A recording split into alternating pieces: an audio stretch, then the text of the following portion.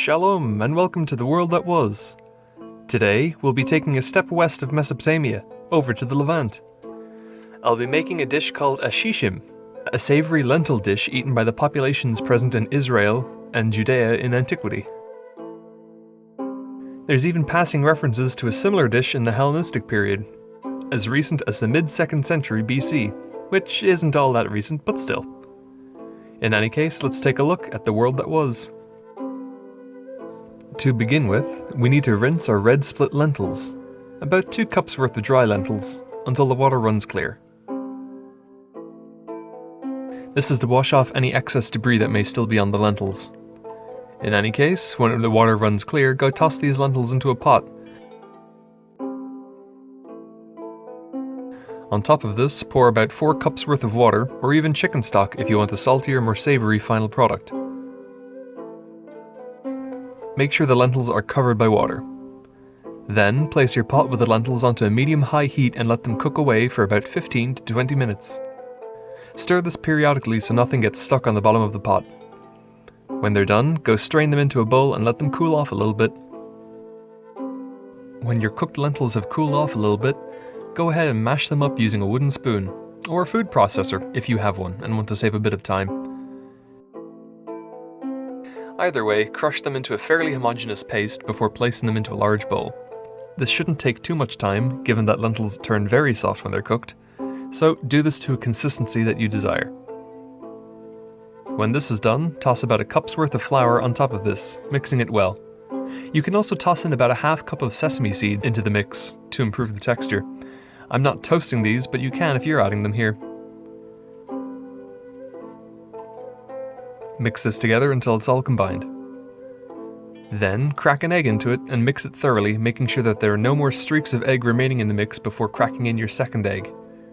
Mix this until it is all well combined.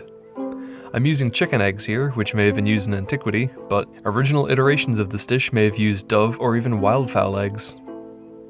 The batter should be very wet, but not so liquid that it can't stay on a spoon. If yours is too wet, try adding a little bit of flour to make it firmer. Don't add too much because you'd just wind up drying out your batter to the point where it's more like a dough. In any case, when your mix is done, go oil up a frying pan. Pour a large amount of oil into your pan so that it covers the bottom of the pan. I'm going to be using olive oil because I feel that it would suit the taste of the finished dish, and it wouldn't be outside the realm of possibility to what ancient Israelites would have used when making this dish.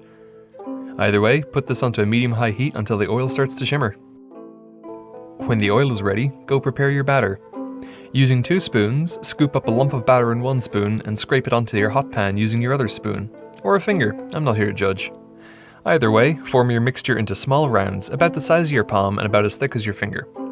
At this point, you could decorate these with fresh sesame seeds, to make them look nicer and to improve their final taste, which is what I'm doing here.